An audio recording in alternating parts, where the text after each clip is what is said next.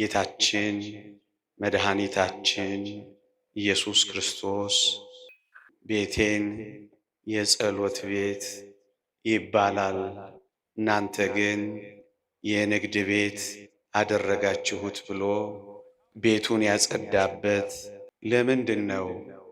ቤቱን ማጽዳት ያስፈለገው በዚያ ዘመን በምኵራብ የነበሩ አገልጋዮች፣ ሌዋውያን፣ ካህናት፣ ሊቃነ ካህናት የአምልኮውን ቦታ የንግድ ቦታ አድርገውት ነበረ። ከአምልኮ መፈጸሚያ ቦታነት ወደ ንግድነት፣ ወደ ገበያነት ቀይረውት ነበረ። ከሩቅ አገር መስዋዕት ሊሰዉ የሚመጡ መስዋዕት ለማቅረብ የተጉ ብዙ ሰዎች ለኃጢአት ስርየታቸው ላም፣ በግ፣ ፍየል ይዘው ይመጣሉ እና ምን ያደርጋሉ? ልክ እዛ መቅደስ ውስጥ ሲደርስ እዚያ ምኵራብ መስዋዕቶቹ ሲደርሱ እነዚህ አገልጋዮች መስዋዕቱን ይዘው የመጡትን ሰዎች እነዚህ ከስተዋል፣ እነዚህ ገርጥተዋል፣ እነዚህ መንምነዋል፣ አንቀበላችሁም ይሏቸዋል። ብቻ ምን አለፋችሁ በመንገድ ላይ ከለፉት በላይ በዚያች በቤተ መቅደስ በጸሎት ቤት በምኵራባ ያንገላቷቸዋል። ከአራዊት ጠብቀው ታግለው ያመጧቸውን መስዋዕቶች እዚያ የጸሎት ቦታ ላይ ያሉ አራዊቶች፣ ቅድም ያልኳቸው ነጋዴዎች ይበሉባቸዋል። ሌባ እንዳይነጥቃቸው እጅግ በጣም ተጠንቅቀው ለመስዋዕት ያመጧቸውን ምኵራብ ውስጥ ቤተ መቅደስ ውስጥ ያሉ ሌቦች ደግሞ እንደገና ይዘርፏቸዋል። ይህንን የተወደደ መድኃኒታችን ኢየሱስ ክርስቶስ ያውቃል። ለዚህ ነው ይህንን የፋሲካ በዓላቸውን የአይሁድ ፋሲካ ብሎ የጠቀሰው። በዓላቸውን ጠልቶታል። ልብ በሉ፣ የእግዚአብሔር ፋሲካ ነበር የሚባለው። አሁን ግን የእግዚአብሔር መሆኑ ቀረና የአይሁድ ፋሲካ መባል ነው የተጀመረው። እግዚአብሔር ሲጸየፍ እንደዚህ ነው። ምዕመናን፣ እግዚአብሔር ጾማችንን፣ እግዚአብሔር ጸሎታችንን፣ እግዚአብሔር በዓላችንን፣ እግዚአብሔር መቅደሳችንን፣ እግዚአብሔር አገልግሎታችንን እንዳይጸየፈው ያስፈራል። ምዕመናን፣ እግዚአብሔር የኔ ነው ይላል እንጃ። በዚህ ዘመን ያለንን አገልግሎት እግዚአብሔር የኔ ነው ይለዋል? እኔ የእግዚአብሔር አገልጋይ ነኝ። አሁን እኛ መንፈሳዊ ጾም እግዚአብሔር የሚቀበለው እንጾማለን። እኔ የመረጥኩት ጾም ነው ይለናል። እንደዛ በጸጥታ ፈተሻችሁ ታውቃላችሁ? የኔ ጾም፣ የኔ በዓል፣ የኔ አገልግሎት፣ የኔ መቅደስ የኔ ይለዋል። በዚህ ምክንያት እግዚአብሔር በዓላቸውንም አገልግሎታቸውንም ተጸይፎታል። ለምን እግዚአብሔር ተጸየፈው? የእግዚአብሔርን ሥራ ስላቃለሉ፣ የእግዚአብሔርን ቤት አገልግሎት ስለናቁ፣ እንደውም ከዛ አልፈው ለጥቅማቸው ብቻ ስላደረኩት እግዚአብሔር ተጸየፈ። እግዚአብሔር ናቀ። እግዚአብሔር ጠላው። እንደውም በመጥላት በመናቅ በመጸየፍ ብቻ አይደለም፣ ጅራፍም ጭምር አስነሳ፣ ቁጣም ጭምር ጨመረበት፣ ተግሳጽም ጭምር ተከተለው። ወዳጄ እያችሁ እግዚአብሔርን ስንንቀው ይንቀናል። የኔ አይደለም ይላል፣ ይተወዋል። እግዚአብሔር አያስፈራም? በእግዚአብሔር መተው አያስፈራም? በእግዚአብሔር መረሳት አያስፈራም? የእግዚአብሔር ቁጣና ጅራፍ። እንደሱ ነው የሆኑት እኮ አይሁድ። ይሄን ስራቸውን ያውቀዋል። ምን ያደርጋሉ? የከሱትን ይቀበሉና እኛ ያሰባናቸው ስላሉ እነሱን እንድንሰጣችሁ በልዋጩ ገንዘብ ደግሞ ጨምሩ እያሉ ደንበኛ ንግድ ይዘው ነበር።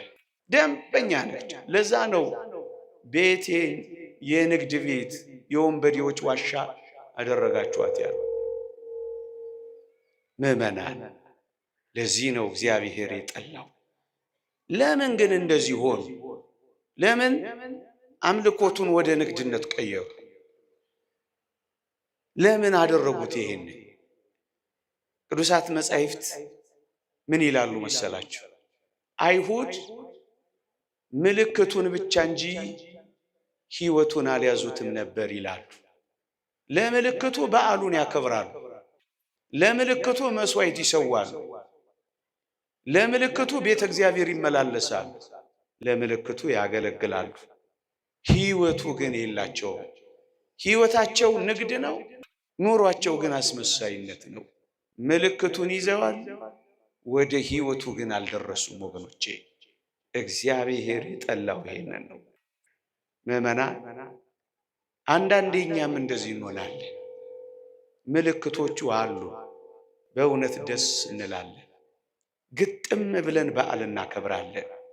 ሕይወቱ ግን ይጠፋናል። አንዳንዴ ጠባ ለኪዳን ደግሞም ለጉባኤ እንገሰግሳለን። የዚህ ሁሉ ጥቅምና ረብ ፋይዳ የሕይወት ለውጥ ግን እናጣለን። ሕይወቱ አይኖረንም፣ ምልክቱ ብቻ ይኖረናል። እሱን ነው እግዚአብሔር የጠላው ወገኖች። እኔና እናንተስ ጋር ምልክቱ ብቻ ነው ያለው፣ ሕይወቱም ጭምራል። እንደውም ቅዱስ ቄርሎስ ምን ይላል? መንፈሳዊነት የሌለው ልማድ ብቻ አድርገውታል ይላል። ለዚህ ነው እግዚአብሔር የጠላው። እዩ፣ ካህናቱ የነቢያቱን ትምህርት አንቀበል ብለዋል። በፍጹም ከእግዚአብሔር ቃል ርቀዋል። የእግዚአብሔር አይመስሉ። ያ ሰባኪ እንደተናገረው እግዚአብሔርን የማያውቁ የእግዚአብሔር ሰዎች እንዳለው። አንዳንዴ እኛም ጋር እኮ እንደዚህ እንዴት ያስፈራል መሰላችሁ? መንፈሳዊነት የሌለው ልማድ ብቻ ነው የሚሆን። ትምህርቱ ልማድ ይሆንብናል። ስለዚህ መንፈሳዊነቱ ግን ይጠፋል። ማስቀደሱ ልማድ ይሆንብናል፣ መቀደሱ ግን ይጠፋል። መጸለዩ ልማድ ይሆናል፣ ማነብነብ ብቻ ይሆናል። ልብንም ነፍስንም የማይነካ ይሆናል። እንደውም አንዳንድ ጊዜማ አስመሳይነት ሁሉ ይጨመርበታል። መልአከ ኤዶም ኤፍሬም እሸቴ እንዳለው መንፈሳዊነት እንዳለው መንፈሳዊ መሳይ፣ በዩኒፎርም ውስጥ የተደበቀ መንፈሳዊነት፣ በነጠላ ውስጥ የተደበቀ አስመሳይነት፣ በምንኩስና ቆብ ውስጥ የተደበቀ አስመሳይነት። ምዕመናን መጽሐፍ ቅዱስ ከአታላይቱ ይልቅ ከዳተኛይቱ ጸደቀች የሚለው ይሄንን። በጣም አታላዮች እንሆናለን። ሲያዩን መንፈሳውያን፣ ሲፈትሹን ግን የባስን ዓለማውያን ሆነን እንገኛለን። እግዚአብሔርን ለጭምብልነት፣ እግዚአብሔርን ለከለላነት ብቻ እንጠቀምበታለን።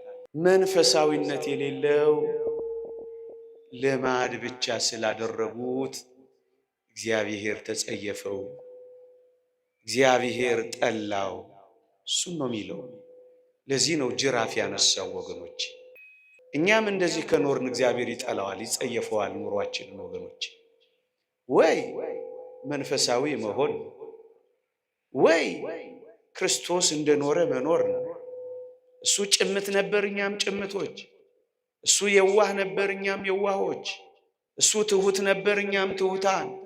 እሱ ጸጥተኛ ነበር፣ እኛም ጸጥተኞች።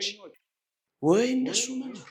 ምዕመናን አስመሳዮችን አይሁድ እንደሱ ነው የሆኑት።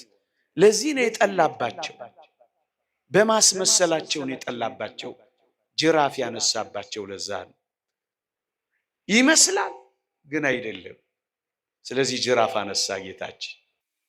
ለዚያ ነው የተቆጣባቸው። ምዕመናን እኛንም እንዳይገስጸ፣ እኛንም እንዳይቆጣ፣ አስመሳይነት ሳይሆን ሕይወቱን መኖር መጀመር አለብን። ልማድ ብቻ ሳይሆን ጠለቅ ያለ ሕይወቱንም መጀመር መቻል አለብን። እሱን ስናደርግ ነው ከእግዚአብሔር ተግሳጽ የምንወጣው።